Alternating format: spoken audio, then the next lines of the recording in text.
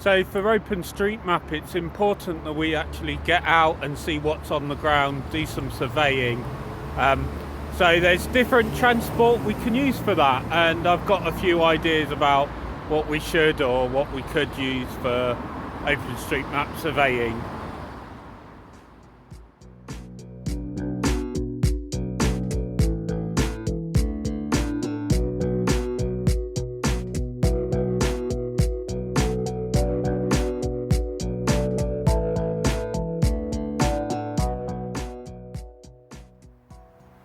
Walking is, of course, an obvious one. Most of us can do it, and you can go off away from the road, a nice little woodland like this in Durham.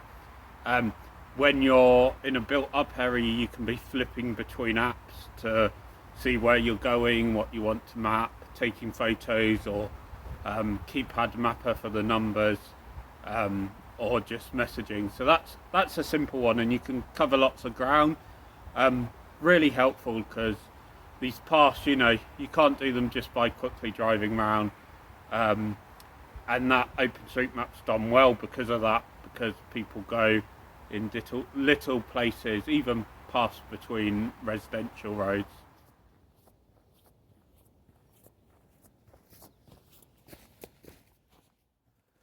Um, Other than walking, cycling is really good. On a bicycle, it's you can get a lot further afield for the same energy, cover more ground, but also faster.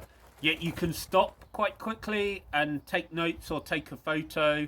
If you're skilled like I am and you've got a small camera or a camera phone, you can even take photos um, while still cycling. Just be careful and only do it within your limits. Safety is important.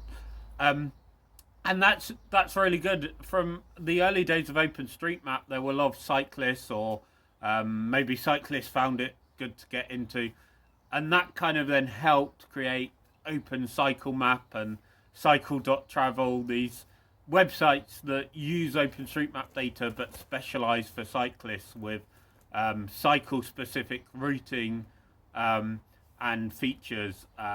And even things like then the cyclists will map places where there's drinking fountains, you can refill a bottle or take a drink, and um, that got displayed on the map, so then more people mapped it. So there's some good history. With me living in Durham, the first year was lots of walking, but when I got a bicycle here in Durham, it suddenly increased the area of mapping that I was doing. Um, Now it does spend a lot of time in the shed because, yeah, sometimes I'm too tired to cycle. Sometimes it's a bit too grey here. Um, but yeah, it's a really good one, cycling to do some mapping.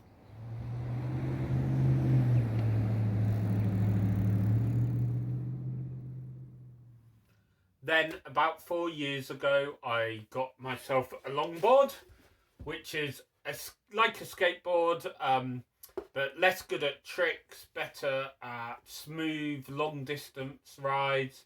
I thought that might be really good for mapping because your hands are completely free. Just glide along the pavements or the roads, take photos or notes, and record with your GPS. And I was training for that a bit, trying to practice. Turns out the pavements around Durham aren't very good, full of cracks and bumps and twigs. Yeah, very dangerous. And then I got an unrelated ankle injury that has never completely healed, put a stop to that. But it's an interesting idea of transport. Um, if I can dig out some old footage, because I was going to tell you about this great new method, you'll see that footage of me practicing using a longboard. Maybe someone's had better success with that. Not for me, not for Durham.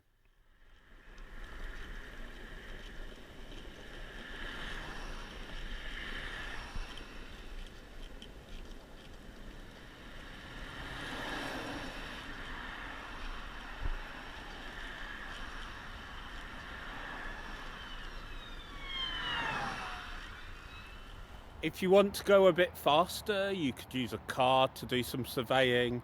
Of course, there's safety concerns to focus on that. But way back when I had my first OpenStreetMap lesson, so to speak, it was May 2007, so no smartphones. But we had a mapping party in Southampton, and I met a guy called Steve who was driving in a hire car. I sat in the passenger seat, and he'd given me this GPS device. I was still learning, but he would drive, and he knew what would be good to map. So he would shout out, "Postbox left, telephone box right," and I would use this GPS to save a little mark where it was and then write down. It felt like a bit like being a rally driver, but in reverse. I was writing the notes of what was there, and we did a bit of mapping from that. Also, that's when we were getting the road network, so just leaving the GPS on helped. But yeah, cars do have their place as a passenger. Even when I'm a passenger now, I sometimes take photos out of the window. Requires a bit of skill if the driver's going fast to make sure you get that. If you're on your own and driving, there's still things you can do. So OpenStreetMap UK have a loan program, so you don't need to buy this, but you can rent out a camera that fits on your window, your windscreen, and that takes photo every 3 seconds or so.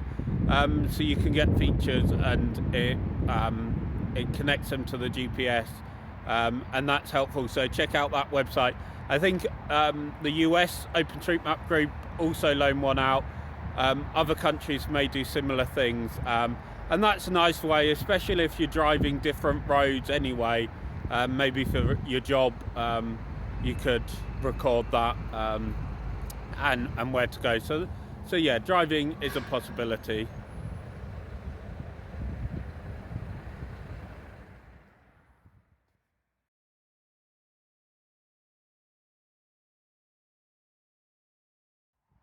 My latest method of surveying and transport is that I now have a little moped, a scooter.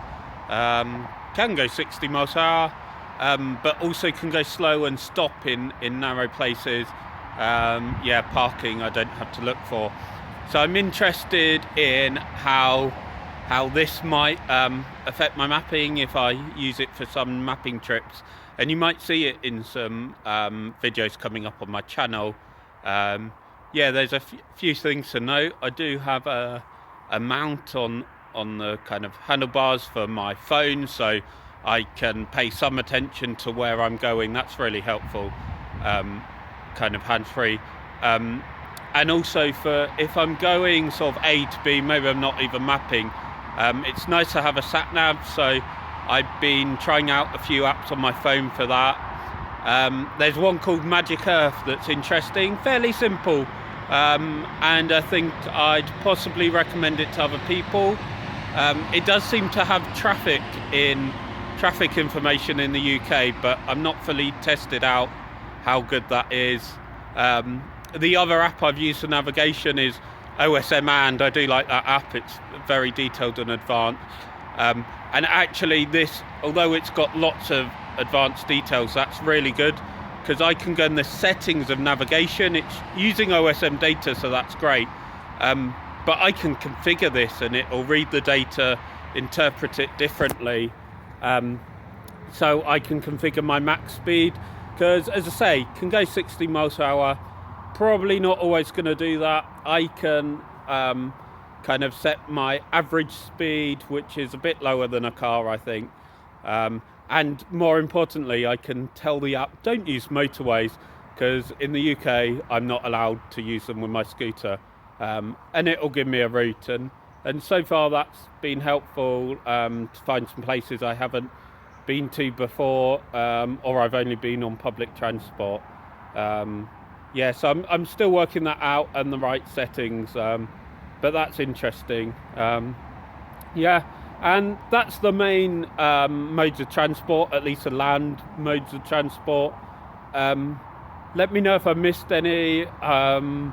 I don't know if anyone's done anything interesting like rollerblading or horse riding while mapping. But yeah, it'd be interesting to hear about that.